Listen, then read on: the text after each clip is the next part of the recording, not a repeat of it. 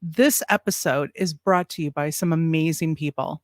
Tabin Rice, Eddie Tabb, Kelly Lewis, Mecca Mickey, Diane Boss, Jeanette Angel, and Dorothy Hawkins.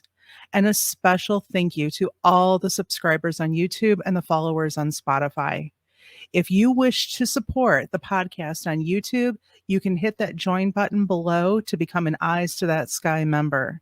Or if you want to join the Patreon or provide other support, the links are below in the show description. But now, on with the show.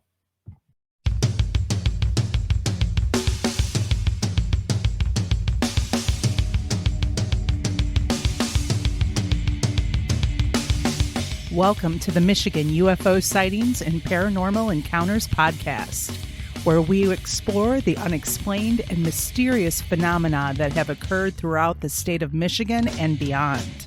From UFO sightings to ghostly encounters, we delve deep into the stories, the evidence, and the theories behind these strange events. We are your hosts. I'm Michelle. And I'm Wayne. We are an educator duo that after an encounter with a triangular UFO in 2018 in Michigan, we decided to investigate UFOs and the paranormal.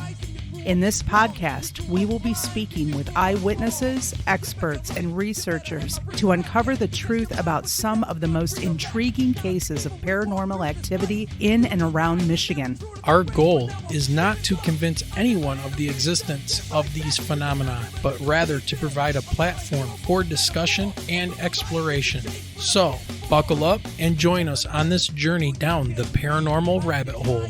On an escalator.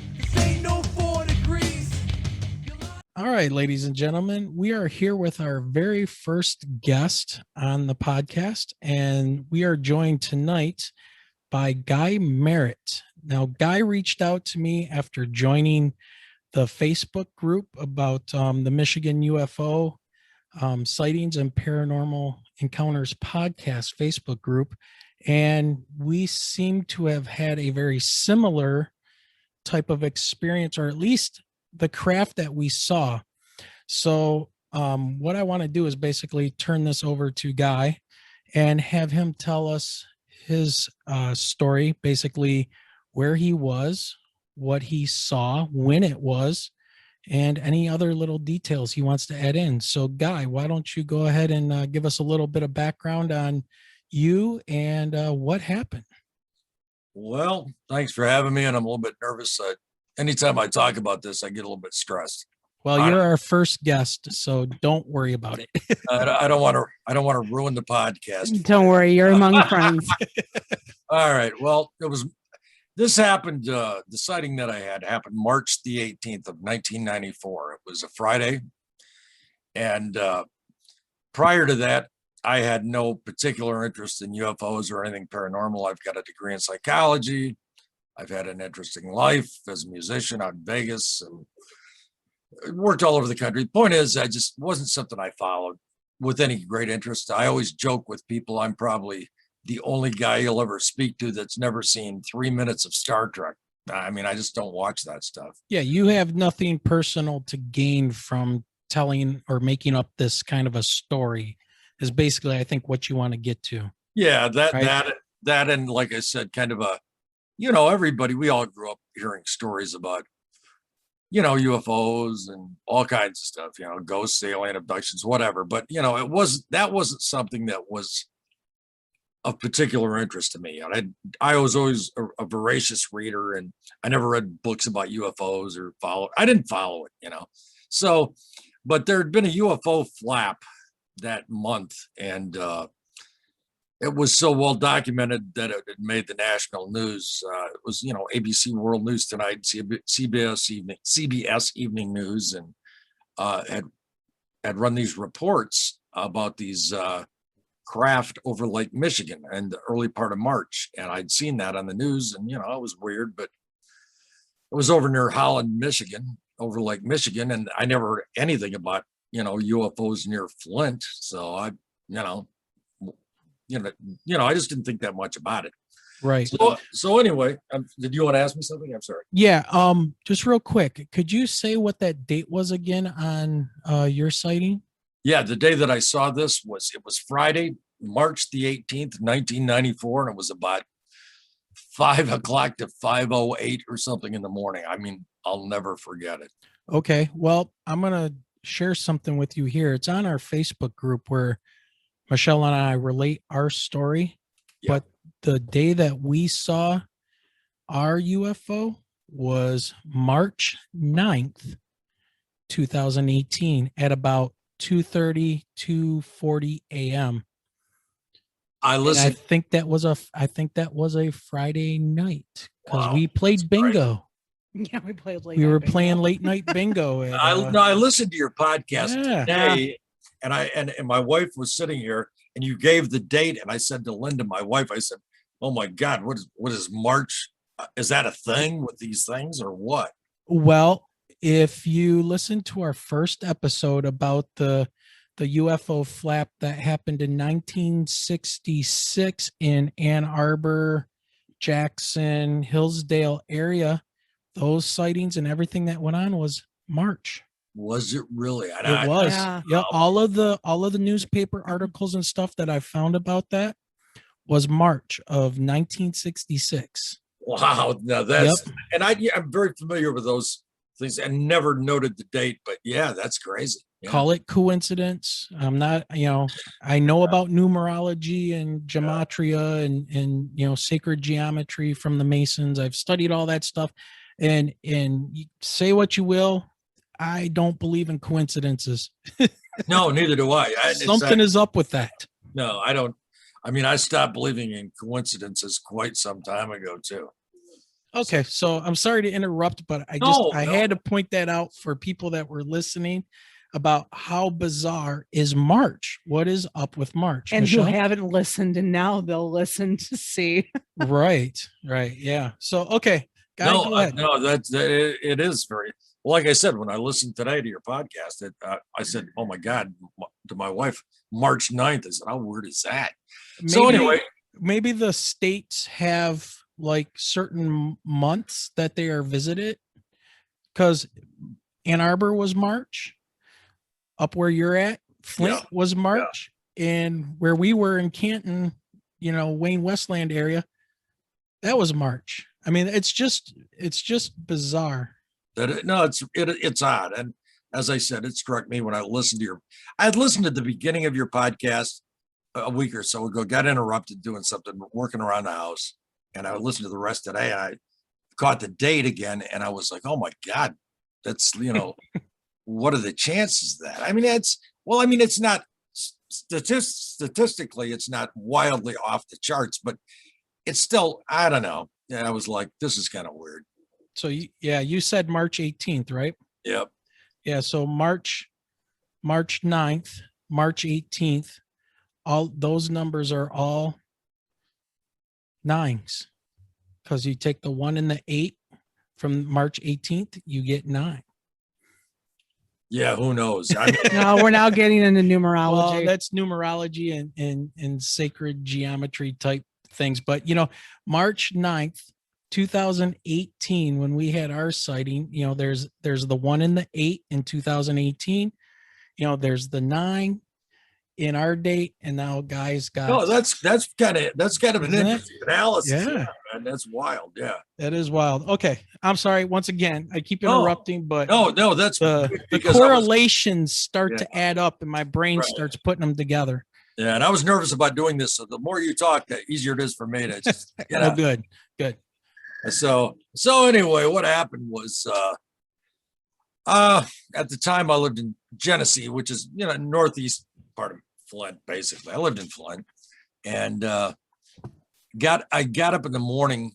You and I talked prior to the recording of this broadcast, and I mentioned that I played with a band 3 nights a week, and I was walking out of the house to go out to Imlay City to play this gig, and I saw a newspaper laying on an end table with a story about it was a transcript of a 911 call to the Flint Police Department. This lady said, children screaming in background, and this lady was saying there was a UFO hovering above a house across the street in a crowded residential area of Flint. And I said to my wife at the time, now my ex-wife, I said, "Man, that's weird." And I'll never forget this. We were driving out to Imlay City. I'll never forget this. I was just such an odd article. I'd never seen anything like that in the Flint Journal. I mean, it was, not a tabloid, bizarre. And I said to my wife, my then wife, I said, man, I'd really like to see a UFO. Wouldn't it be cool to see a UFO? Which reminds me, which reminds me of that old Chinese proverb or whatever, be careful what you wish for, So, I never thought I'd see one, or I thought I'd see a light in the sky, which is not what happened. I mean, I wish I'd have seen a light in the sky, kind of. It was, so I came home from the gig, didn't get hardly any sleep. I usually had a good job, and I'd fallen out of work, and I'd taken a temp job done in New Hudson, which is down off, I always get them confused. It's not I-94, but I-96, is it there? The kind of down near Brighton, And yeah, it's because I used to live in Howell, so it is north of Heartland, off of like 23, on 23 north of 96, and you continue, and it's up in that area, I believe. Yeah, so I had this crappy temp job at this little plant in New Hudson. We made parts for Ford, and but it was a job, something to do till I got better work, which I did shortly thereafter. But so I got home from this gig, went to bed, got very little sleep, couple hours, jumped out of bed, hopped on the freeway to go south to New Hudson, which I would say is probably like 50 miles. And I didn't get all that far. And I got on I-60. I have trouble speaking. I got dentures a while ago. So if I sound like I've got a mouthful of cottage cheese, man. I took 69 to 75. As I was getting on 75 right there by Bishop Airport, the minute you do the Cloverleaf, you go up a little hill, and you go over an overpass that goes over Bristol Road, and to your southwest is Flint's Bishop Airport. And very familiar with it. Yeah, right. It's 5 o'clock in the morning. If you're from Michigan, which makes this a lot easier, Flint's Bishop Airport is not some huge international hub of travel. I'd never seen a big plane like a commercial jet landing or anything there at that time of the morning. And I'm on this overpass, and I look south of the airport, and really low on the horizon, there's these two brilliant white lights. I mean, south of the airport.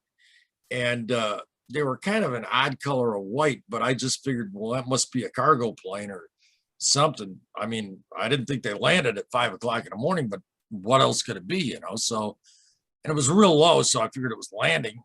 And as I came off of the overpass, I then could not see it anymore because there's like urban sprawl there and stuff in the way. And I went a couple miles south, and there's a big mound where they've been dumping the trash for years next to I-75 and US 23 split up, and I bear to the right on US 23 to go south to New Hudson. And I got to that point where there's that big mound of trash, and the freeway kind of curves to the west for about a quarter of a mile, and then back to the south. Right. And that's an area that it becomes, all of a sudden it gets quite rural there, and it's unobstructed, and it was March, and there were no leaves on the trees. And as I made that curve, man, I could see these lights plainly, and I started losing it, man. I was scared. I was like, what is this thing? It was a ways away yet. I could see these lights, and they were almost like on the ground. I mean, it was really low on the horizon. It appeared to be whatever it was. It wasn't moving. It was obviously not an airplane. I thought, could this be a helicopter? What in the hell is this thing? And it was obvious to me at that point that it seemed to be hovering near the freeway, that when I would curve south, that it was hovering down near there, hovering right near the freeway. I mean, and in fact, as I curved south in about a quarter of a mile, I was lined up looking at this thing. I was in the southbound lanes, and it was just to the right of the southbound lanes. The nearest headlight of this thing, it had two northerly facing headlights that were this odd color of white. And the nearest headlight was almost touching the lane I was driving in. And it was just above a grove of trees, full-grown grove of trees. So what is that? I mean, 100, 120 foot in the air. And I mean, this thing is, I'm like way too close to this thing. And my heart was racing. I was like, what am I looking at? when you came around that corner and started heading south again on 23, because I know Yeah. exactly what you're talking about there. 75 turns west, and then it splits, and 23 breaks to the south Yeah. right there to go around the airport. Now, when you came around that bend and you saw those headlights, how far from you would you estimate you were distant? So from you to the craft, not really how high up it was, but distance wise, a half a mile. What do Well, you think? when I made that curve south, I would say I was probably, I'm guessing the distance might have been half a mile, Okay. I mean, but the problem was, I'll be honest with you, I was looking for one of those things where you can turn around. I had a very ominous feeling about this because it was so low. I'm like, my mind was racing. I was like, is this an invasion? I kept thinking, is this happening all over the world? And I hadn't even seen the form of this thing, but these lights had they were an odd color of white. They were a long distance, quite a ways apart. I could tell that whatever this was attached to was big. And I'm like, it was damn near, all but on the ground. And I'm going to drive up to this. I'm like, is it, I mean, I'm not going to lie to you, man. I was thinking stuff like, is this thing going to, what is this going to take me? Is this an invasion? And I kept thinking, this sounds crazy, man, but I kept thinking, you're not supposed to be here. You're not supposed to be here. That sounds nuts. And another nutty thing about this whole thing is, I didn't have any choice. I had to drive right up to this thing. Traffic was sparse, but there was traffic. I mean, it's an interstate freeway, and nobody had pulled over, and nobody was hitting their brakes. And I'm like, what is going on here, man? Right. So it was almost like nobody else had even noticed these lights that you were seeing. Yeah, but Wayne, you couldn't not notice this thing. I'd seen it from 3 miles away. This thing was, I wouldn't say huge. It was huge enough when I had to drive right under it. I'm 100, the thing's above my head, darn near. I mean, it's just to my right. And I'm looking, I mean, it was, I would estimate it was 200 foot by 200 foot by 200. When I got underneath it, It was, I looked up and it had an orangish red light that was pulsating at the bottom like a heartbeat, just bloop. And when it lit it up, it was just a big equilateral triangle. Okay. So when you first saw those lights, could you tell what the shape of the thing was at that time? No, or not until you got up to it. No, not a bit. Not a bit. Okay. Yep. I just knew they were a strange color of white. And another odd feature that I sent you a message in my videos on YouTube. I don't mention this, but I've talked about it to a lot of people when I've told them, personally recounted it to people I know. I slowed way down, which nobody else is even slowing down. And I mean, this thing is, I could have, had this been on a horizontal plane, I could have hit it with a rock, man. I mean, this wasn't, and it's big. And I'm going, what is going on in my life? I've just stepped over into the twilight zone. I thought I was going to have a heart attack. I mean, not figuratively. I thought I was going to have a heart attack. And I slowed way down, and that orange light lit it up, and it had kind of a striated bottom, looked like a grate or ribbing. And it was this enormous, enormous to me because I was so close to it. It was about 200 foot on each side. It was this big bloated flying apple turnover. It was an equilateral triangle and utterly silent. It was going to be my next question. If you heard anything or no, I didn't hear anything, and something, I'd seen things on UFOs before, and it didn't interfere with my car's electrical system or any of that stuff. I heard nothing. I just, but when I slowed down and I saw what it was, I mean, man, it was just a completely surreal, strange moment in my life that it's like a door opened that you walk through that you can never go back to. When I saw that light and it lit it up, and I mean, it just looked like something from another place or time or dimension, or, I mean, I mean, listen, I'm speculating. It didn't look like human technology to me.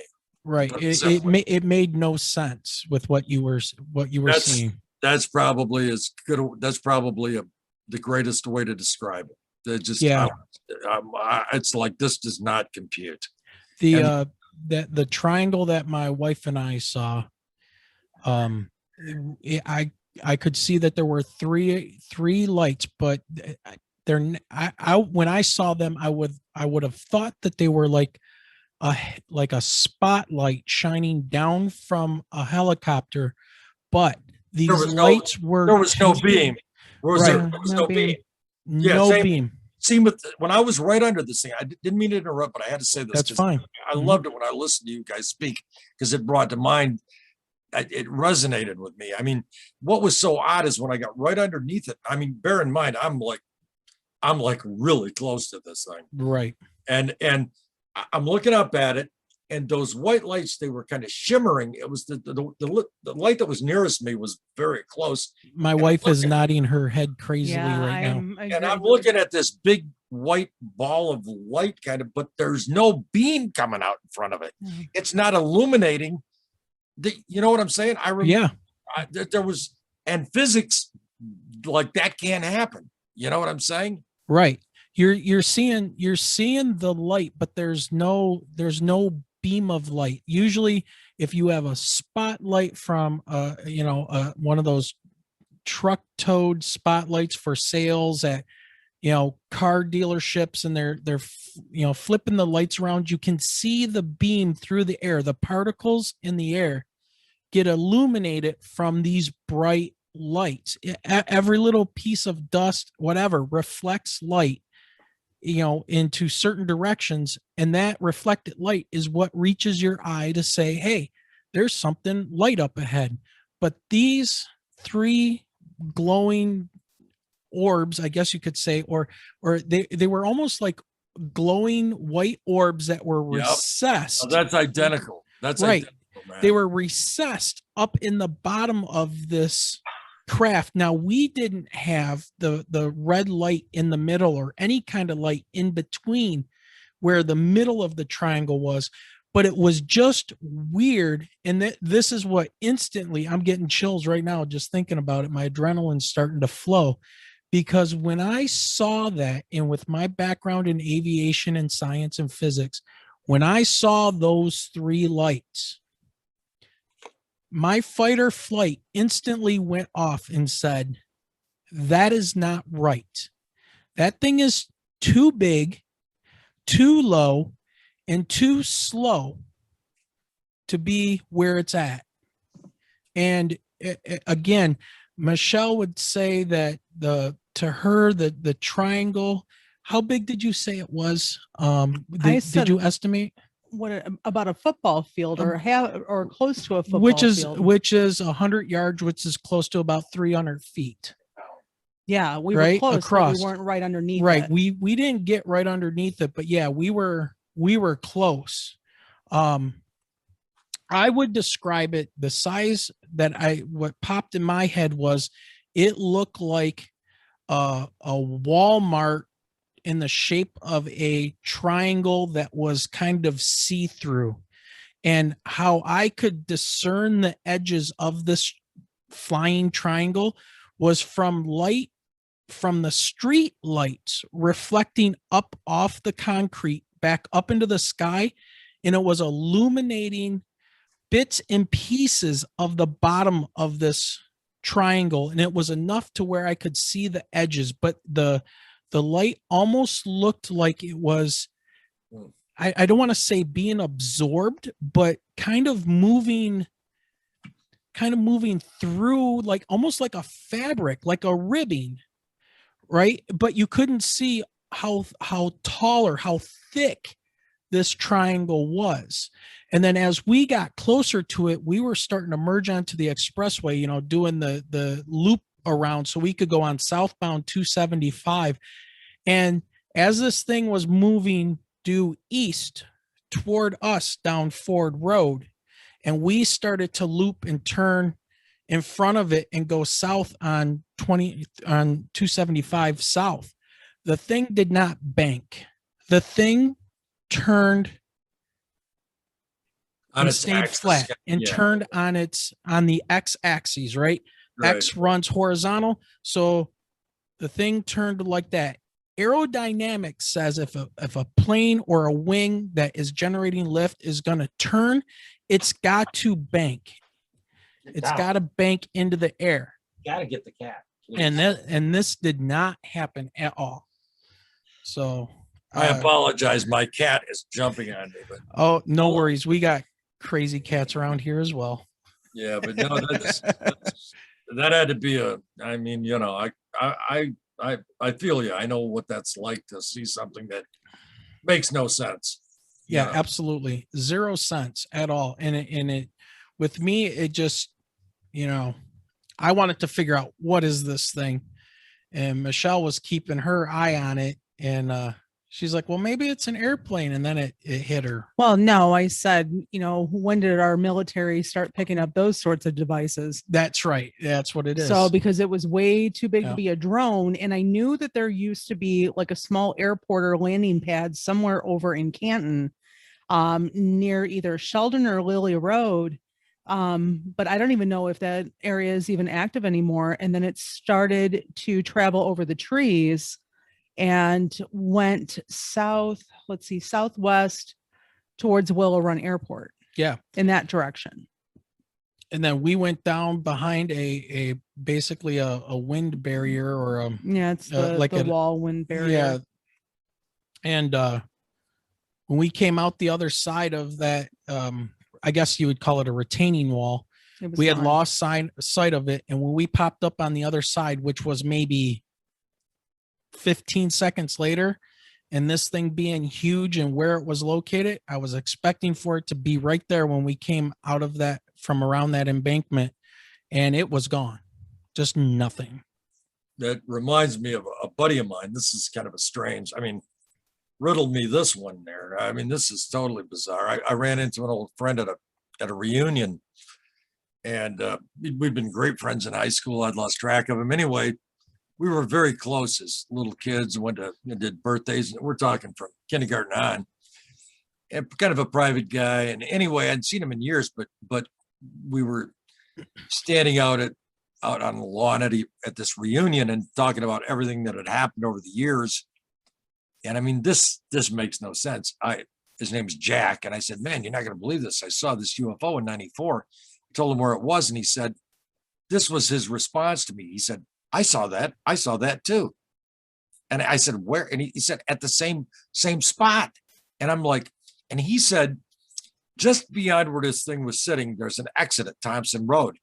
And this guy has had a lot more courage than me. He drove up the exit ramp and he said he was going to turn around because it's very rural. There's nobody on Thompson Road. He was going to park and look at it and go, he was going, what is this? And he said, Guy, he said, I got up the ramp. He said, and you know, this thing was big. And he said, he turned around to look and it was gone. It had disappeared. And that much, like it had winked out or something. I was just gone instantly, you know? And I find it so bizarre that I've actually run into two people in the intervening years that said, I saw that too. And I'm like, what are the chances of that? And it's never been in the newspaper. I'm like, I don't know. This stuff is just very, very confusing, man. Yeah. And to that point, that's basically, you know, why we started our Facebook group, right? You know, shortly after that experience that we had, and we started having people kind of trickle in, and then they tell a friend and they come in and they, next thing you know, we're starting to hear about people seeing the same kind of thing in that area. Now at different times, I don't have a really good listing of dates and times when people say that they've seen this, but they've confirmed, you know, the triangle thing around Willow Run, in that area south of 94. And then as you go through some of those comments and reports that people are making on the Facebook page, you start to see that it seems like it's starting to trend to go back toward that Ann Arbor, Jackson, back to the west side of Michigan. or at least to the center of Michigan, making its way further and further. And then the sightings up north as well. I mean, it's pretty, I don't know. I was going to say insane, but that's not the right word Well, for it. and here's the thing: all the people who are reporting the same thing, and even us, we can't all be off in left field. Nope. So, Well, yeah, I mean, I've said to people, I've mentioned to you, I've got a degree in psychology, did a couple internships at community mental health in Genesee County, Lapeer. There's just not that many crazy people. It's that simple. It's just that simple. Yeah, there are crazy people, but there's not that many. And I've heard this similar stories from, like I said, pillars of the community, people I know are not, they have no reason to invent this, and I know are mentally healthy. And yeah, more and more people are coming out and talking about it, which is good. Although still, on my standard Facebook page, I've stopped ever mentioning this stuff pretty much. I did post tonight that I was going to do this thing with you, but I had deleted some posts I'd made earlier because sure. Some people I know that I went to high school with, I think it scares them, which I think is probably, this is personal. This is totally editorial. This is very subjective. I think it's unwarranted, but we talk about that. That's totally subjective. And like I said, kind of just my opinion, but it scares people. It makes them uncomfortable. They wonder if you're crazy. So, but no, a lot of people have, like I said, people have come forward to me after I talked about this that I've known for years that I didn't know. Man, I've heard some crazy stuff from people that I never thought I would hear from those people because I like a dope, I guess, just said, this is what happened because it did, Right. well, and like we were talking about earlier too, just the stigma, over the decades of, as far as, who were the first ones to report that they ever saw anything. And as soon as they put it out in the movies, or like the example that you gave with the Reno 911, it's always the guy who's half in the bag with a beer in hand, a wife beater on, standing outside of his trailer. Yeah, we talked about that, I think, before we recorded. Yeah. It's a funny bit on Reno 911. And these two cops go to a trailer house. The guy's got a beer and no shirt on, and they tell him there's UFOs. And it's always got that flippant, silly, this is a joke kind of feel to it, which, you see what I've seen and you see what you have your experience. It's no joke anymore. It's not a joke. Well, and that's the problem. I think that's why so many people don't report things and don't talk about it, is because of that stigma that's out there. Sure. Right. And I believe you had said earlier too that somebody had pointed out to you that only about 2% of the people that have sightings actually, are making the reports, which kind of brings me to my next, kind of leading me into my next line of questioning here, is that one of the very first things I did, because I wasn't, deep into UFOs or anything like that. I've watched some of the Ancient Aliens thing, and I've seen some, UFO shows here and there, and the X-Files and all that. And yeah, I think everybody's even sure you're gonna see that if you're not trying to, Right. Yeah. But one of the things that I did know about was an organization called MUFON, and I never thought anything about it, or as far as I knew, they were a civilian branch of people that were volunteers interested in tracking UFOs. Nothing like a Project Blue Book or this new program out of the government, ATIP, I think it was called. And right. So nothing like that. These are just people.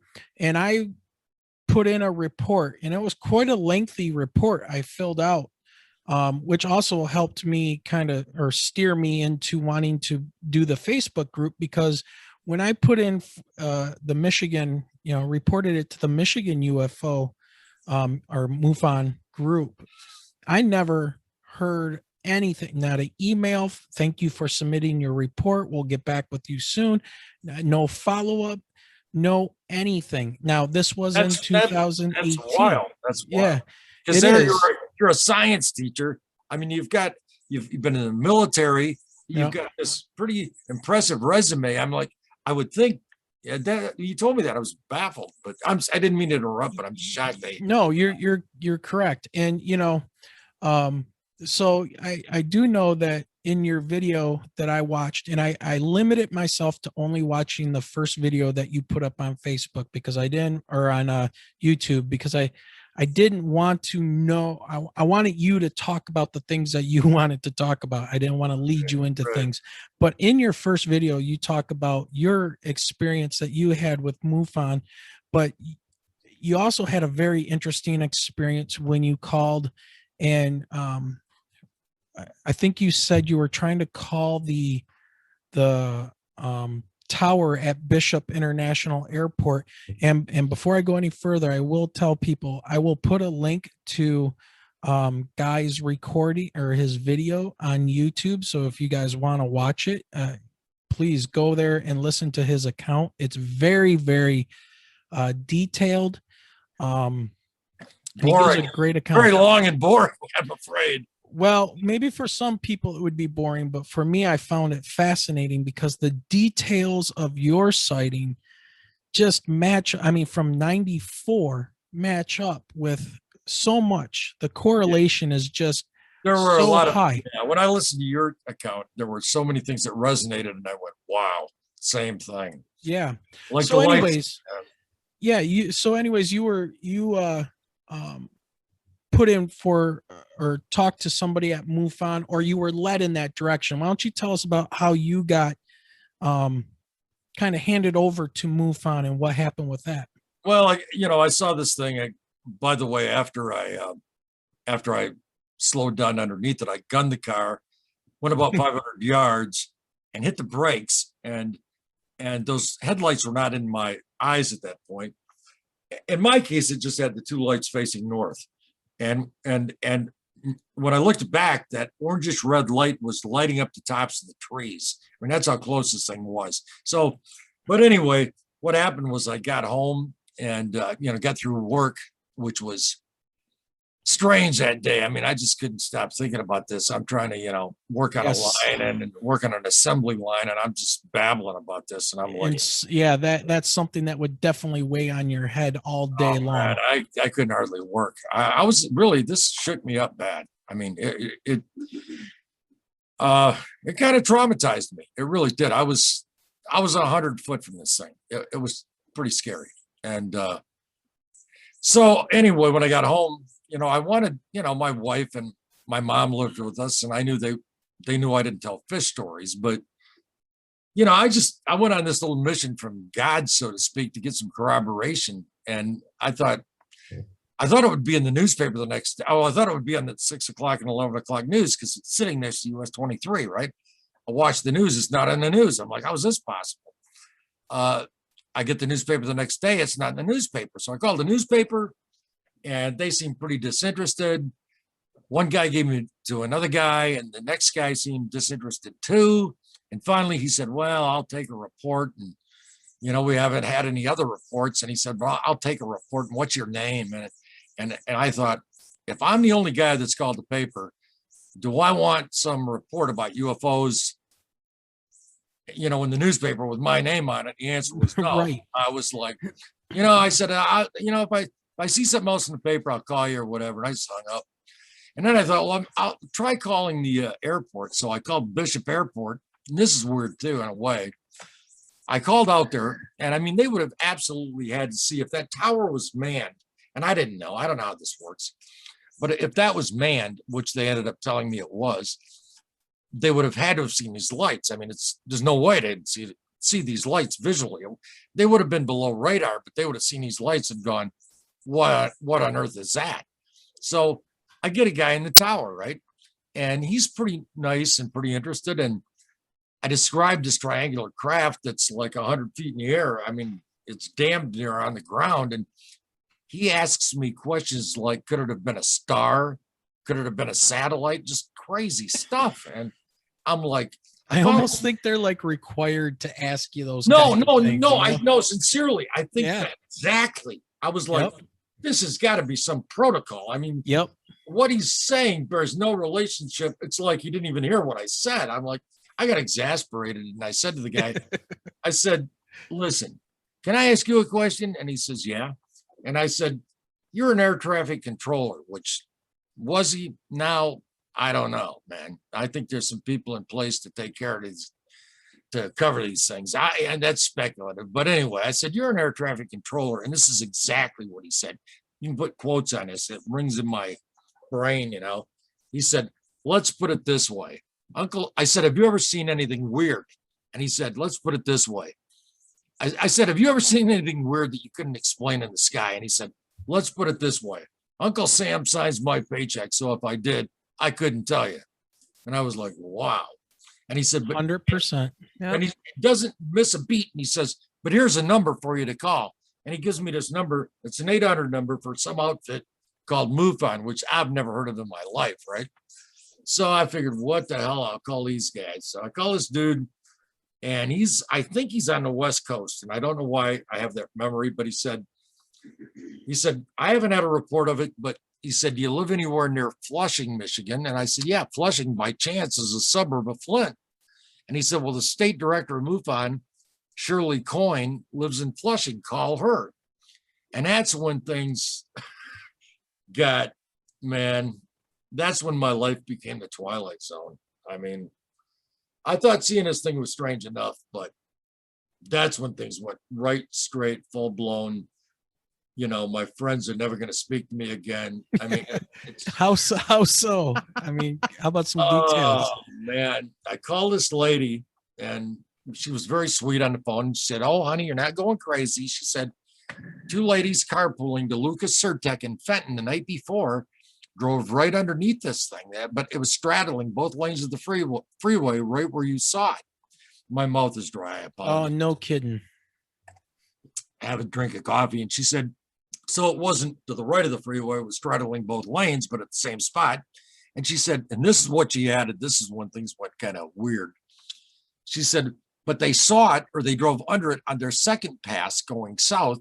And she explained that these ladies, according to her, this is what she's telling me, were going south to Lucas Surtec, to this factory. And suddenly they became aware that they were driving north again, and they didn't know how they'd gotten turned around. Like they started laughing and realized, hey, we're going north. What happened? And now, did she say they were like put on the other side of the freeway where the northbound lanes are, or were they on the southbound lanes going north?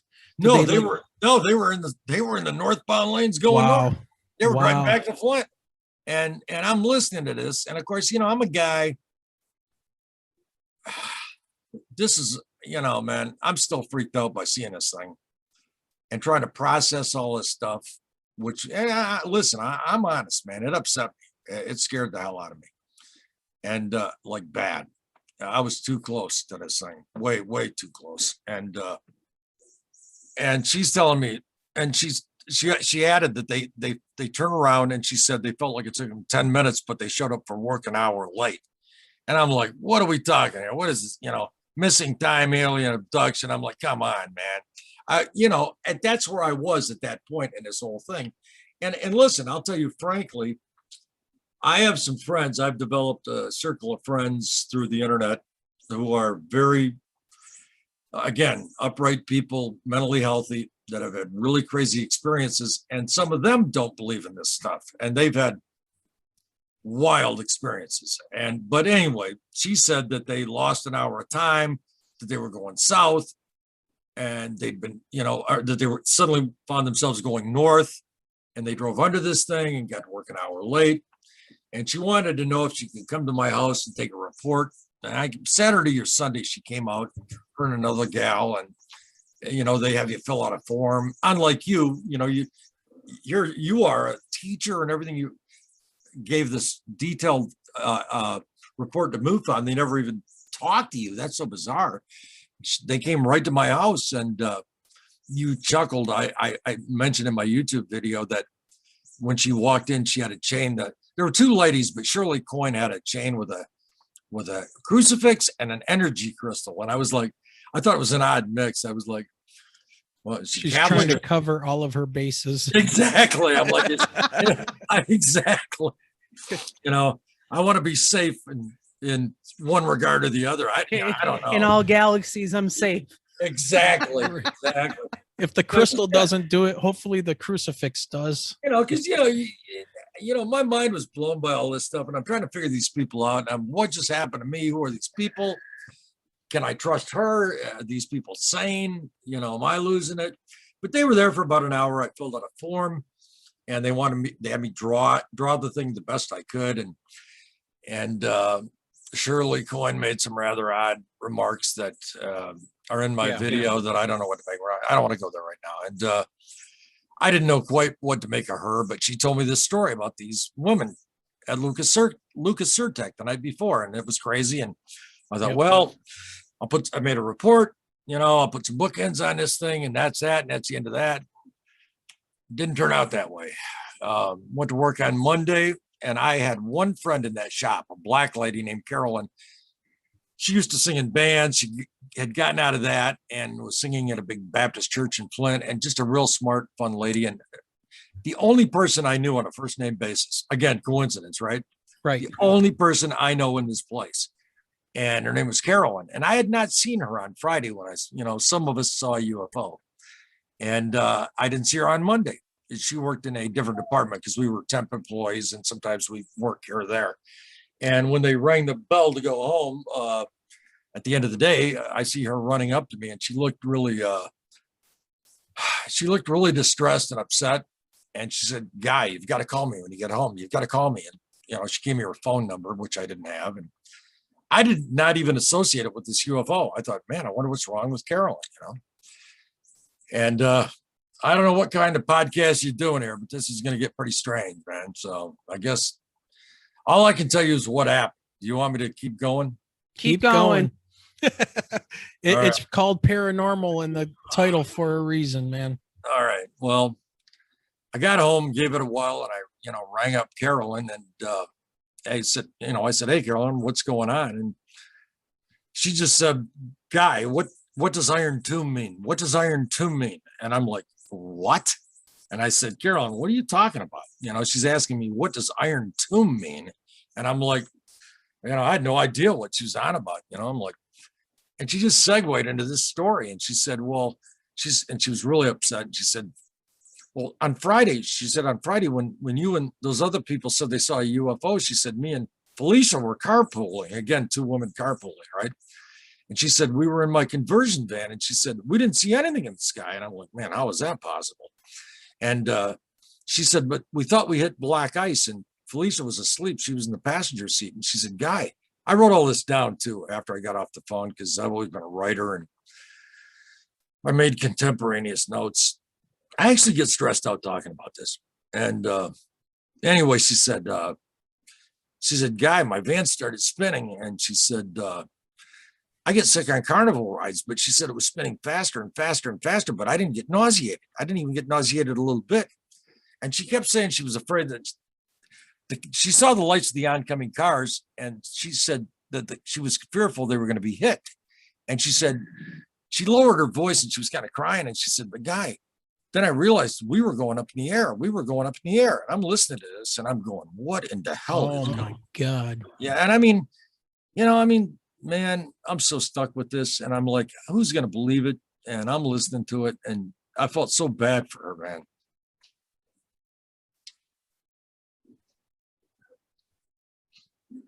I need a second. Yeah, no problem. Let's go ahead and pick up where you left off. Well, like I said, Carolyn said that, that she kind of blacked out, she said, and that her van was spinning. She blacked out. And she said, "Guy, the next thing I remember is my van was being pulled across the median as if by a magnet." She said it just felt like a magnet was behind it, pulling it across the median. And she said, like I said, I wrote stuff down, so I remember exactly what she said. I got off the phone and wrote this stuff down, trying to sort it all out and make sense of it. And she said, "Guy, we came to this violent stop, but I had all this stuff on the shelves in my van." And she said, "Nothing fell off the shelves, And she said, another thing she said, I wrote this down, like I said. She said, the first thing either one of them spoke, she said, Felicia, the passenger, said, "Isn't God wonderful?" And Carolyn said that she said, yes, he is. And Felicia said, at least we'll be to work on time. And their perception being that they'd spun out or something. And this is the first time I talked to Carolyn. That's what she remembered. And they pulled back on the highway. And I asked her, because I'd heard this similar story from this lady from MUFON. I did ask her, I said, what way were you going? And she said, that's the weird part too. We thought we'd pulled back on the freeway going south, and then we realized we were going north. And I said, where did you get off to turn around? And she said, Grand Blanc Road, which was the exit just north of where I'd seen this thing. And she said, oh man, this is all so crazy. I don't even know if your listeners are ready for this stuff. She said, and then we had left really early that day for some reason. And their perception was, again, that this took them 10 minutes or something. She said, we got to work. And she said, Guy, we were like an hour late. You were on the line and everybody was on the line. And we looked up, we were like, how did we get her an hour late? Because we should still be on time, you know? So. And were those the ladies that the woman from MUFON was talking about?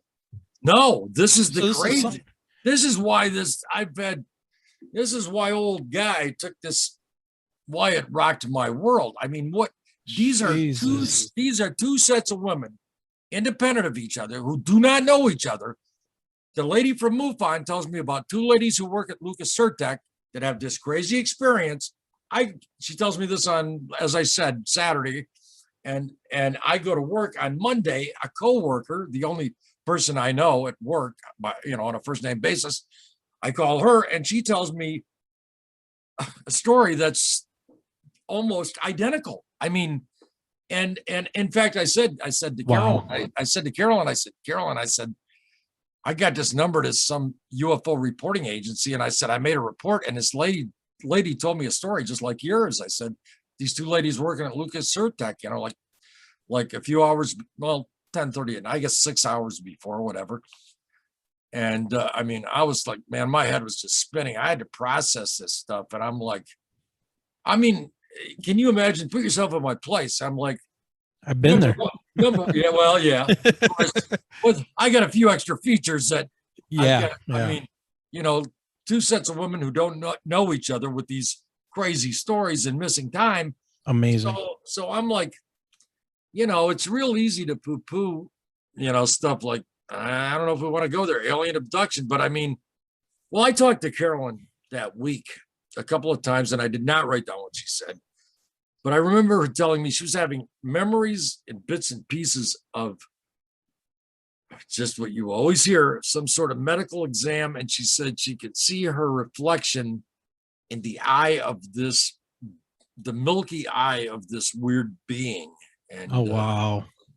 And she was totally freaked out. I thought she was going to end up in a hospital. I mean, she was really upset and won't talk about it now, because I tried to talk to her about 4 or 5 years later. I called her house, and her husband answered the phone. He couldn't have been nicer. And I explained to him who I was and said, 4 or 5 years ago, I worked with your wife, and we had an odd experience kind of together, and I was her sounding board. And he's a very nice gentleman. And he said, Guy, I know exactly what you're talking about. And he said, he kind of chuckled, and he said, they're very religious. And he said, we know something odd happened out there. And he said, we don't know what it was. And Carolyn can't talk about it because she gets too upset.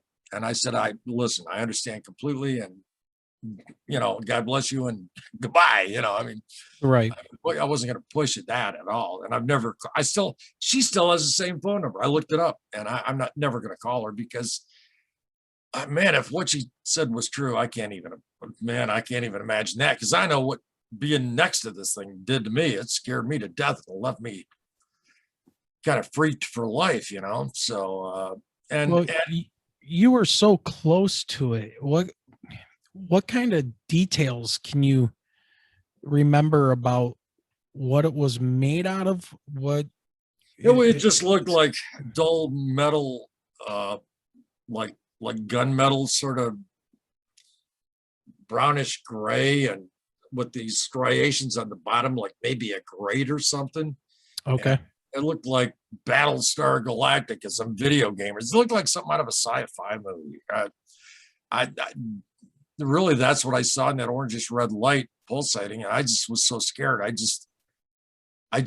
And I did keep thinking, you're not supposed to be here. I don't mean like hearing a voice, something spooky or crazy. No, fight or flight. I mean, yeah. I don't know if that was, but and as if all of this wasn't weird enough. I mean, man, this is the straight up truth. This is what happened. I mean, so that's on Monday. I call Carolyn and I get this story, and I'm like, what in the hell is going on in my life right now, man? And trying to process this was not easy. And again, we talked about coincidences. My ex-wife and our marriage had never worked, and we had hit this rough patch, and she got a job down there at Deco with me, and she started on Monday. So on Monday, Carolyn tells me this insane story on the phone, right? I go to work on Tuesday, and on Tuesday, my wife had started on Monday, and she works on the line with Felicia, the gal in the passenger seat. And apparently Felicia knew that Carolyn had talked to me and determined that Shelley was my wife. Like I said earlier, you don't know how weird this is going to get. And man, oh man, it's strange. So we're driving home, and Shelley says to me in the car, "You're not going to believe what Felicia told me." And I'm like, where is this going? What, as I said in my video on YouTube, what next? I don't know if I'm even ready for anything more. And she said, she said that Felicia was more calm than I had described Carolyn to her, and was kind of matter of fact about it, and just said, and this is what this woman told my wife. She said that they got abducted by aliens, and she said she didn't know why. She said that she'd had a bunch of miscarriages, and she didn't know why, but she felt like these beings had made her pregnant somehow. And I mean, that's crazy, right? That's crazy, wow. Right? Okay, now wait a minute. That's crazy, all right? Well, I got to add this right now. I'm going to jump way ahead. I told my wife at the time, too. I said, I stopped her right there, and I said, I don't want to hear any more of this. I never spoke to Felicia. I quit that job about 3 weeks later. I said, I don't want to talk about this. I don't want to hear any more. And I was just overloaded. And anyway, so jump way ahead. Divorce. I'm remarried to the love of my life, Linda, who I grew up next door to. And best years of my life have been the last 8 years since her and I have been together. It's love her more than anything. And without her, this would have been a lot harder. So all these years passed. This is 94, right? But 5 years ago, I don't know, 2017, maybe 4 years ago, Linda's heard my story over and over, and we're sitting there at our computers, and they sit next to each other, and she does a search on Google for carpool alien abduction Flint, which, I'd never done that. And she says, "Oh my gosh, honey, come read this." And lo and behold, she finds a long rambling post on the MUFON website that is obviously written by Felicia, not signed, but she's in the passenger seat of a conversion van going from Flint to a job, and they're spinning, and it's a long rambling post. It talks a lot about the details and lights and stuff, but the final sentence of it, and I'm paraphrasing, I don't have it in front of me, is, "And guess what?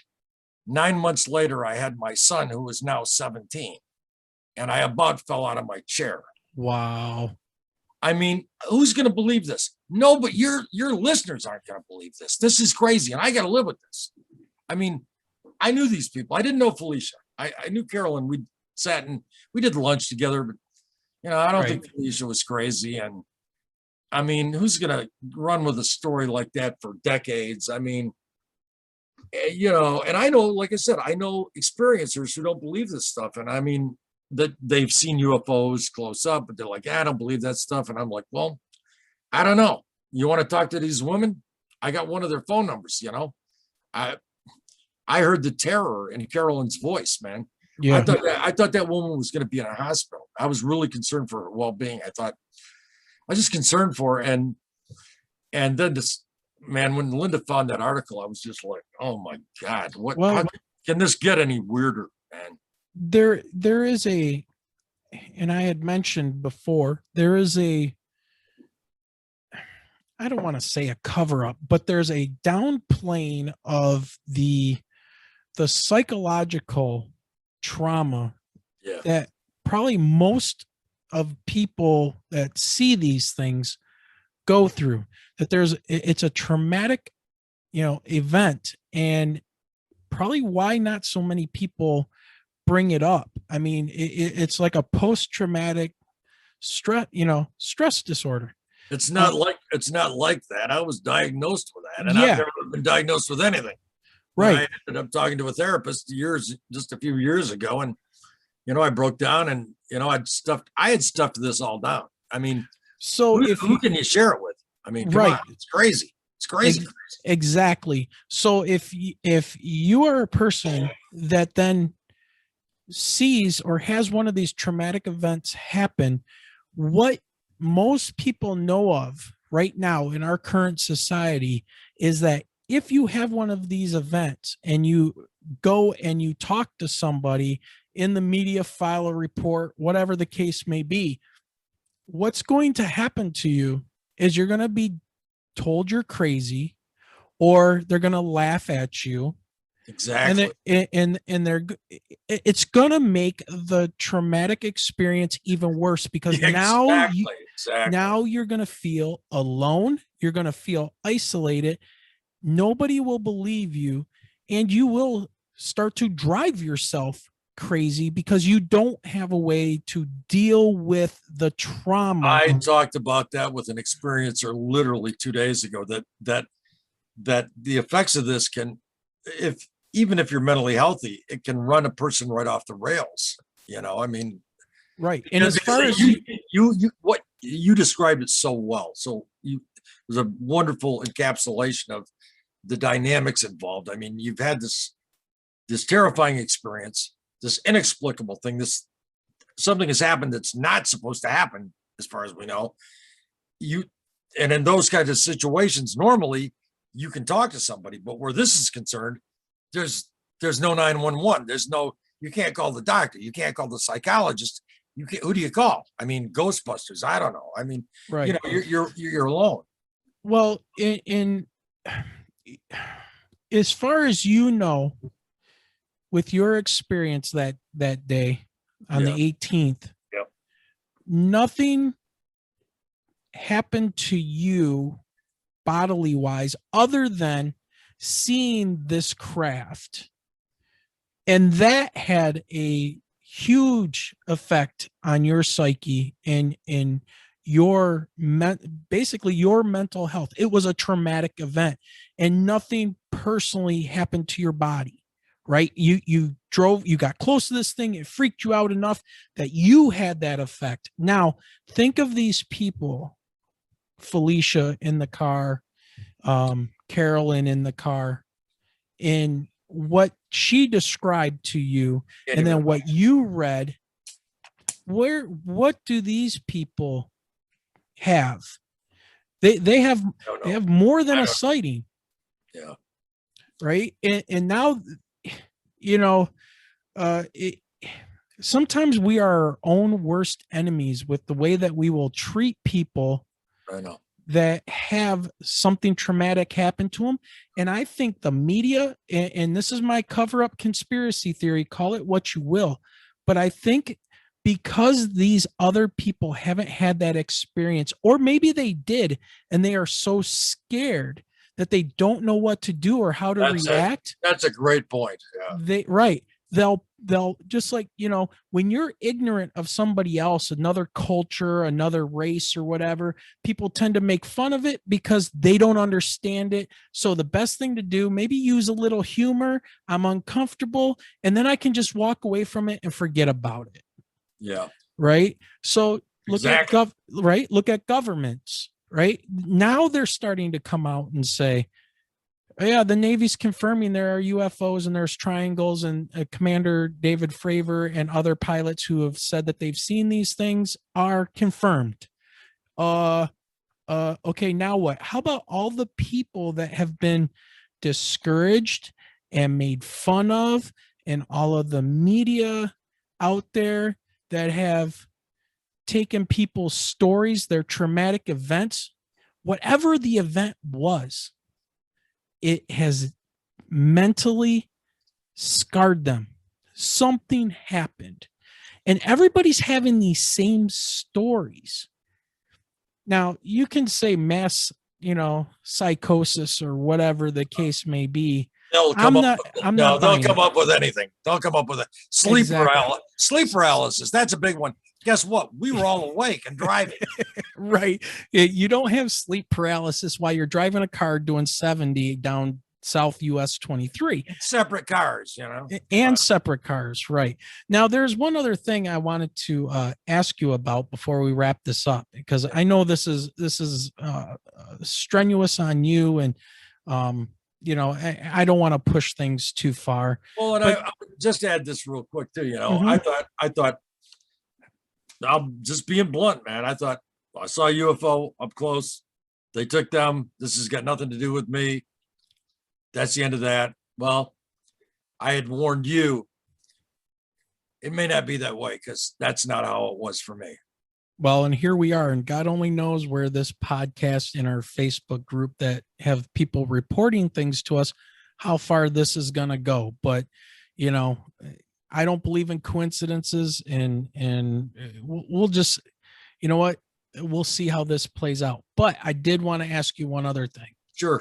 In your video, part 1 that I finished watching, you held up 2 photocopies of some some articles you had found in some journals or some newspapers. Yeah. Can you elaborate on what those papers were and how they kind of fit into your story?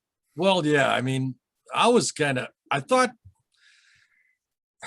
well, this happened March 18th, 94. And I ran up and bought a newspaper on the 19th, and there was nothing in the paper. And my memory was that I'd looked at a bunch of newspapers around then, but I was kind of a mess for a couple of weeks, man. I was not okay.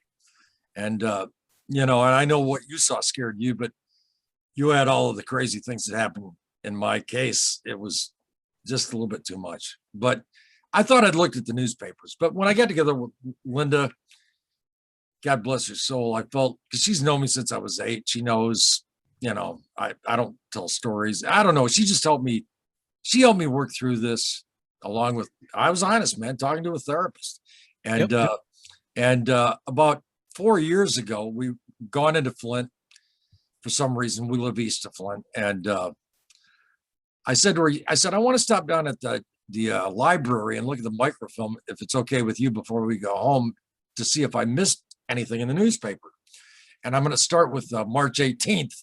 And lo and behold, I didn't even know how to use that machine, and the lady helped me, and I got the roll. And I look at the headlines from the Flint Journal on March the 18th, on the morning that I saw this. And this did not even refer to what I saw, but it shocked me. Huge letters. It says, the headlines of the Flint Journal are, "Oh my God, what is this?" And I'm like, huh? I didn't see this. And I read it, and it was about a radar, National Weather Service radar operator in Sheboygan that watched this thing jump like 10 miles in like 2 seconds on his radar. It wasn't about what I saw, but then I kept going back, and I found an article on the 15th of March that it was about a sighting on the 10th. Again, I'd never seen this article. And it was a young kid on the east side of Flint that said a huge triangular craft was floating over the neighborhood. He described it as big as his street, which I think he probably meant his block. And his mother said, "My son doesn't make up stories." And he huddled in his bathroom and watched it. A pretty lengthy story. And of course, that was very much like what I saw. Of course, what I saw was 100 feet away, man. And, wow. It just, it's one thing to see a craft. And believe me, I know that when you saw that, it had to just blow your mind, scare you. I mean, you're human. Absolutely. I don't care if you're a vet and a tough guy. I mean, you just don't know. You don't know what's going to happen when you see something like that. And, in my case, seeing it was scary enough. And then I'm counseling this woman who's, I know to be of sound mind, or I think. I get 2 sets of women that don't know each other, these crazy stories. And I'm having, in a 4-day period, I had to consider that maybe we're being visited.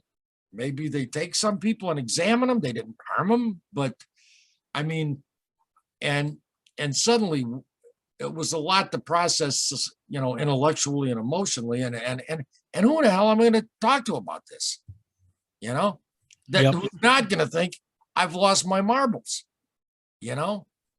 I mean, because this is crazy stuff. This is like tabloid stuff. But I'm sorry, it happened in my life, and then, like I said, years later, there's a lot more. And I don't know. I'm like, what do they follow people? I don't know. Yeah. But that's what you just heard. In a way, it's kind of the tip of the iceberg. And I thought I saw a UFO. I'm safe. They took them. It's all over. Well, it doesn't always work that way. So, and it takes a toll on a person. Yeah, absolutely. You had 4 days of just being inundated with material that. Well, my worldview was destroyed. Yes. Your whole worldview changed. And that's a scary, traumatic thing. And I think that's probably one of the big things that happens to people when they have these experiences, is that everything that you thought you knew, like everything I thought I knew about aerodynamics and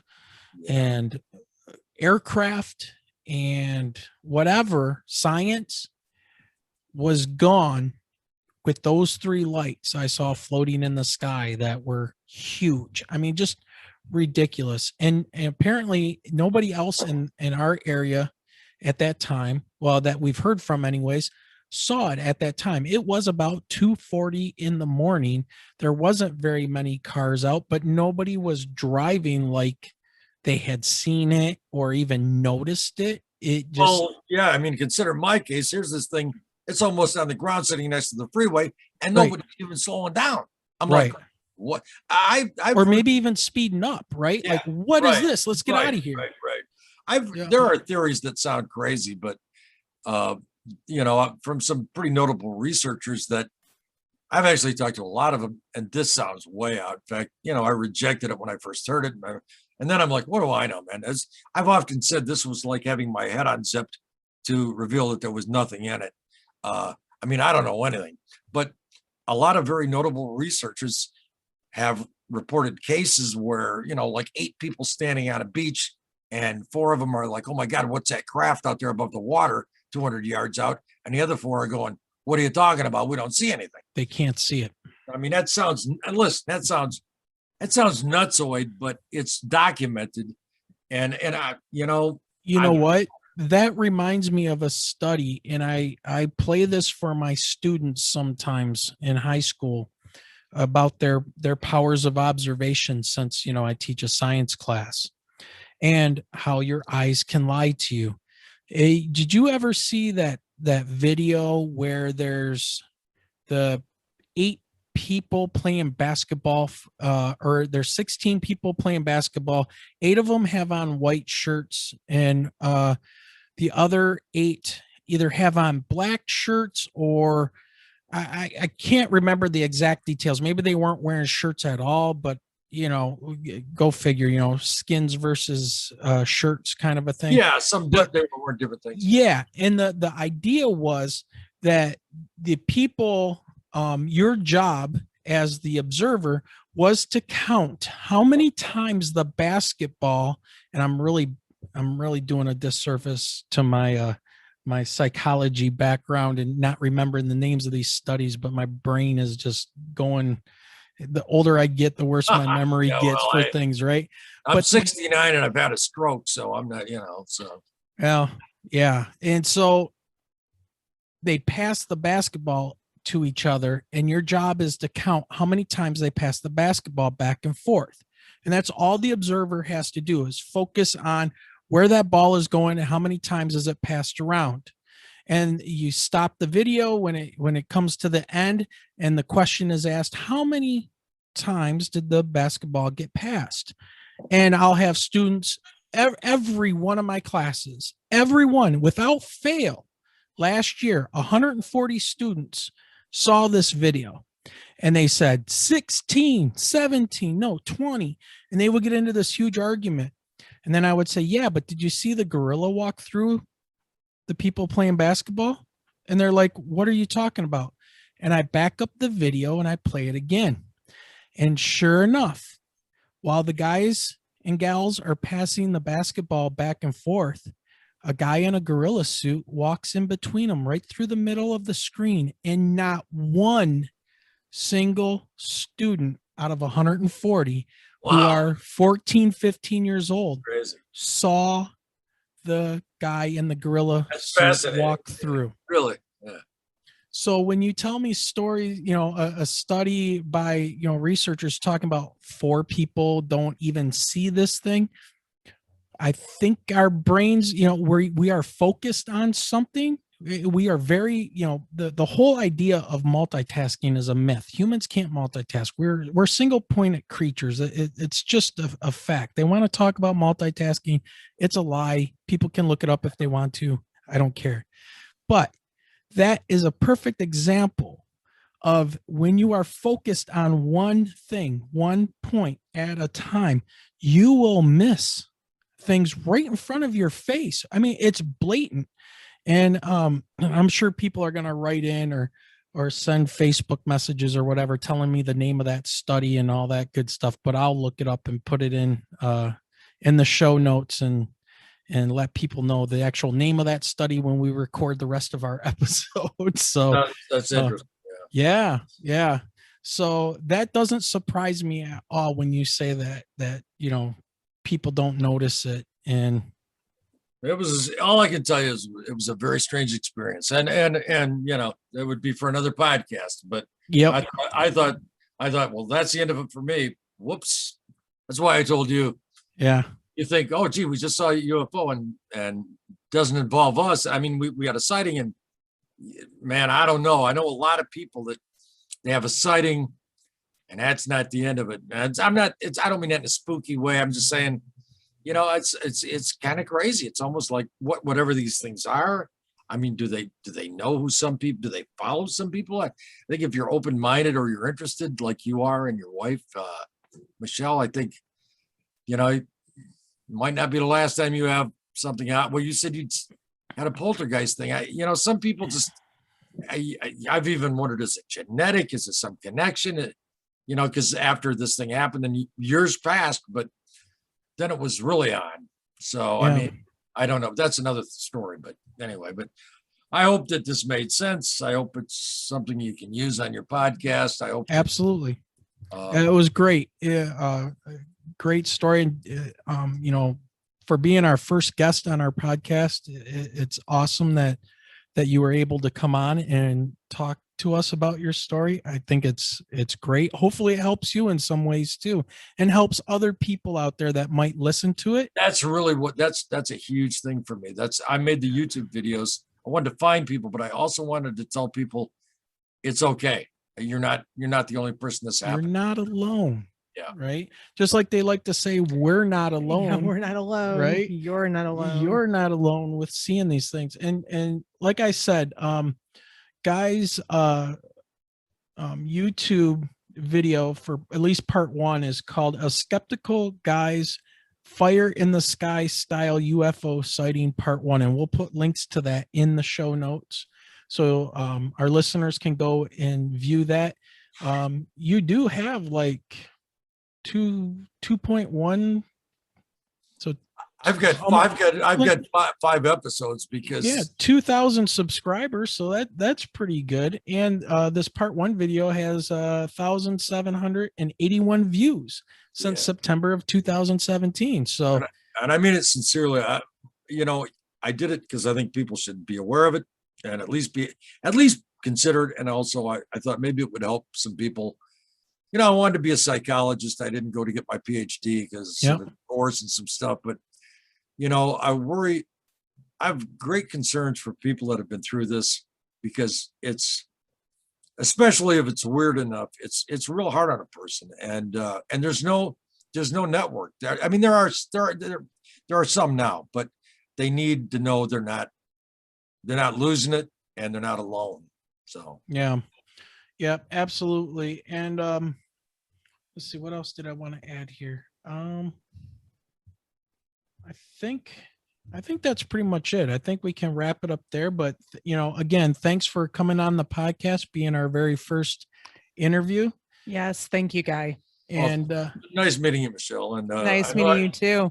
I know my story had some pretty weird elements, and I don't know what people would think of some of it. So, well, at least you can get it out there, and if it helps some people, it's great. I mean, that's the big thing. And now in June, we're supposed to be getting this UFO report from the government, and all of these releases and quote unquote leaks about the pyramid UFOs, which basically they're triangles in the videos that are starting to show up, and off of the fighter jets and things like that. I don't know. I think we're gonna see something open up here probably over the summer.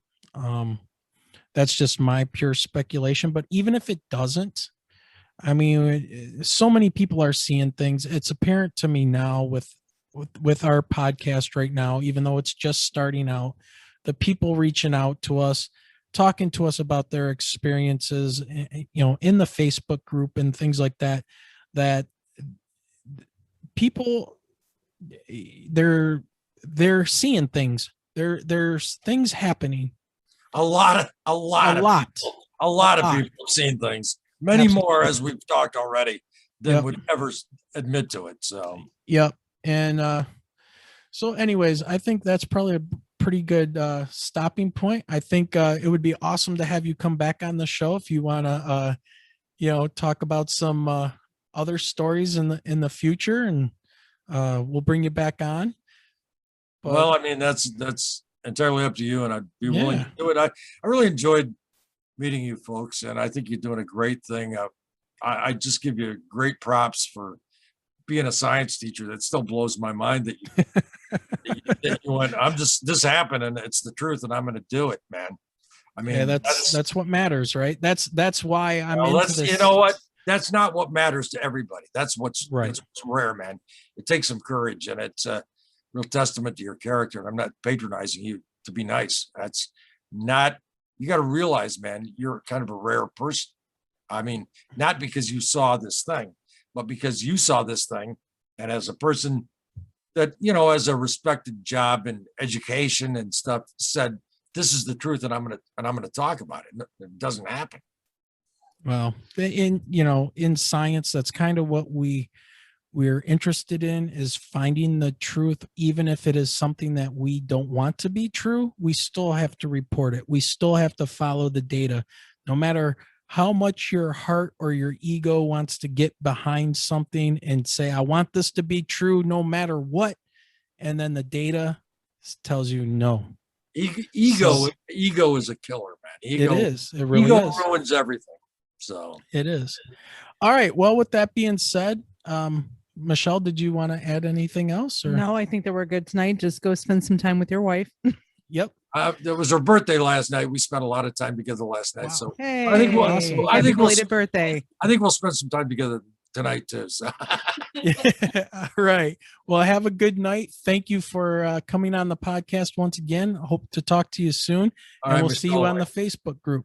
We'll do. Love talking to you. All right. Take care. Okay. Bye now.